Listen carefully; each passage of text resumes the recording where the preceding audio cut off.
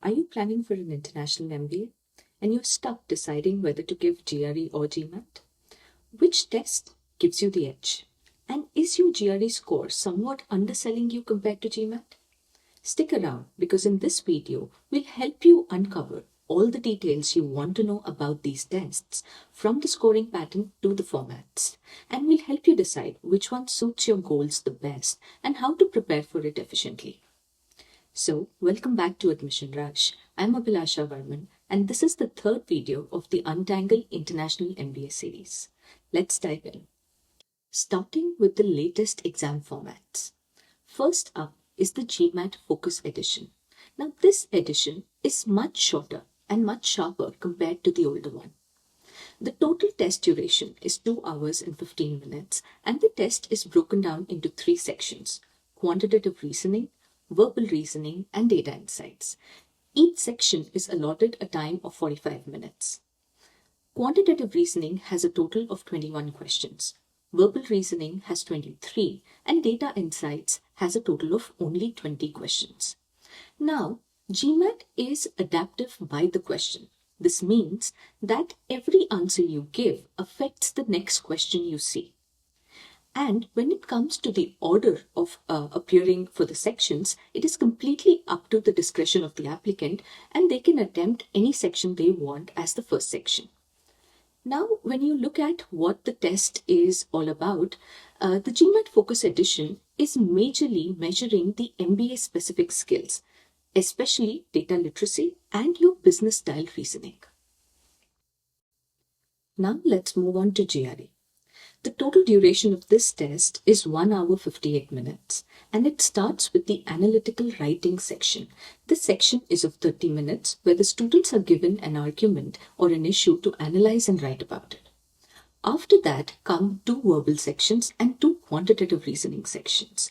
And along with that, you have an unscored or a research section which can either be of verbal or quant. Now, while you are attempting the test, you are not specifically prompted which section is the unscored section. So ideally, you should attempt all the sections with the same zeal and enthusiasm as if they are counting towards your actual score. Now, when you talk about the 2 verbal sections, the sections are of 30 minutes each and they have 20 questions. On the other hand, the quantitative reasoning sections are of 35 minutes each and you have to solve 20 questions each. The order in which the verbal and the quant sections come is entirely random and you cannot choose it as an applicant. Now, when you look at what are the things that GRE is testing, GRE is majorly looking at the broader academic skill set of the applicant and especially focusing on the vocab and the critical reading parts. Now that we know the formats of both the tests, given on your screens is an in-depth comparative analysis focusing on the skills measured section-wise for each of the tests.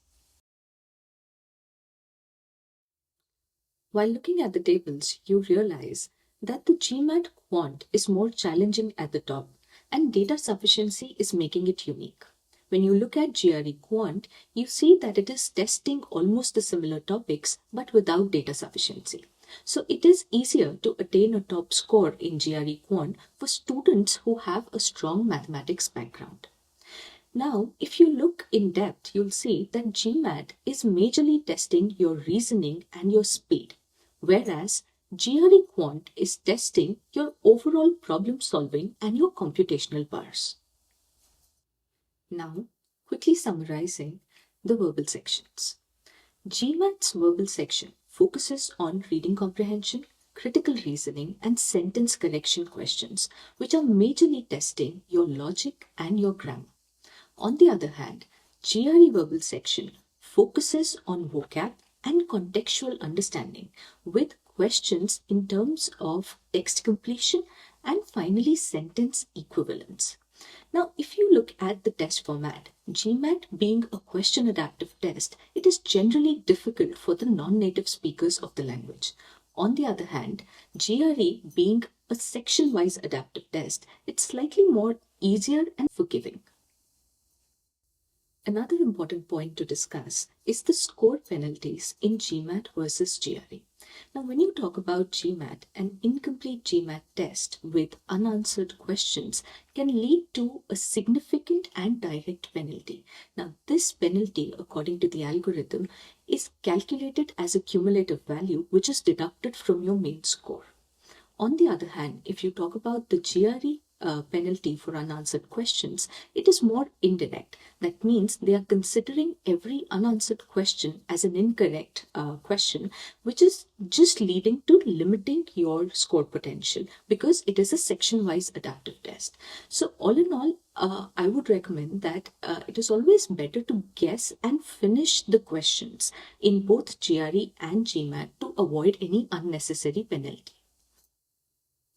Next up, let's talk about scores and conversions. Now, as far as the MBA applications are concerned and the history of testing goes, GMAT was considered as the gold standard of testing for an MBA school admission. If you look at the top tier B schools, you'll find that the median GMAT score range is from 710 to 740. On the other hand, the GRE median score range for top B schools is from 320 to 335. Now, if we look at the current day's testing and we look at more and more students appearing for GRE instead of GMAT for their B school admissions, we'll see that they use the concordance tables to convert their GRE score to a GMAT score.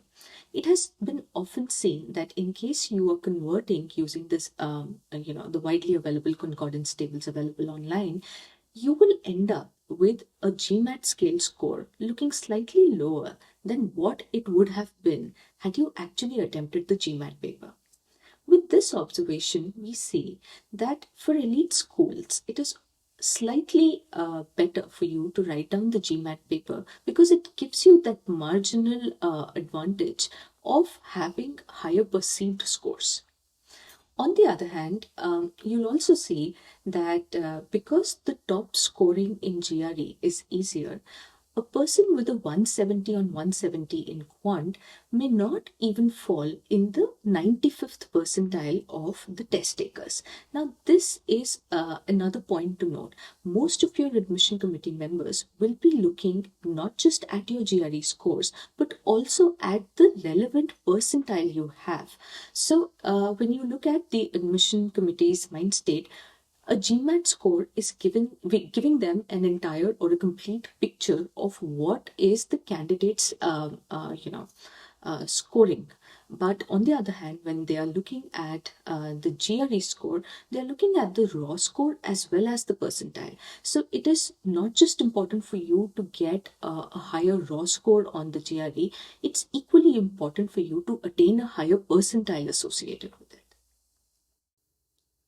When it comes to choosing between GMAT and GRE, the decision finally depends on your strengths, target schools, and your career goals. If your goal is to get an MBA from a top tier B school and you're good with the quantitative reasoning, critical reasoning, and logic, then GMAT is the preferred exam because it is more business focused, and along with that, it gives you an edge in the top tier elite school admissions. On the other hand, if you have good verbal skills and you're planning to apply to programs which are apart from the MBA, GRE offers you more flexibility. Ideally, to summarize, the choice of your test will depend on your strengths, your target school's preference, and finally, the test that can fit your preparation timelines. Remember that both GRE and GMAT are widely accepted, but the choice of the right test can actually land you a maximum score, which can lead to better scholarship opportunities.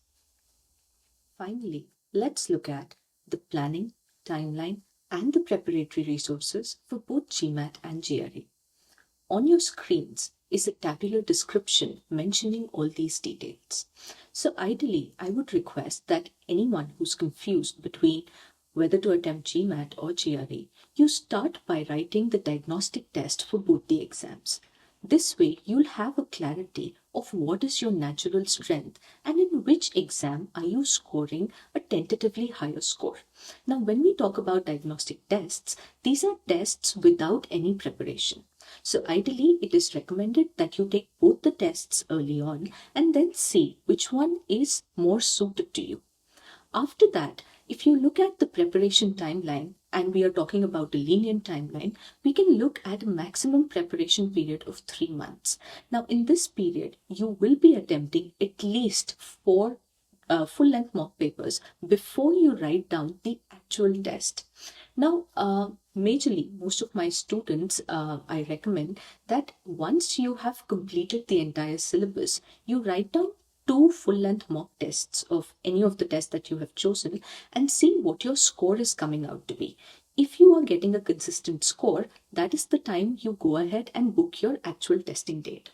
Now, when it comes to the preparatory resources, the first recommendation is going for the official guides. It's always recommended that you do the latest official guide. For example, if you are attempting the test in 2025, go with the official guide of the year 2025 and do it cover to cover at least twice. Now, if you are doing that, you have a natural, I would say, problem solving ability for certain questions, certain set of questions. You know what kind of or what level of questions would come in the quantitative part and the verbal part.